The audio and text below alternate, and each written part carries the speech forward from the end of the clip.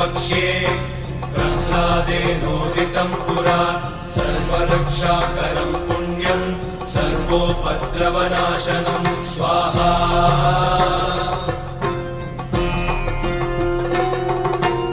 सर्वसम्पत्करं चैव स्वर्गमोक्षप्रदायकं ध्यात्वा नृसिंहं देवेशं हेमसिंहासनस्थितं स्वाहा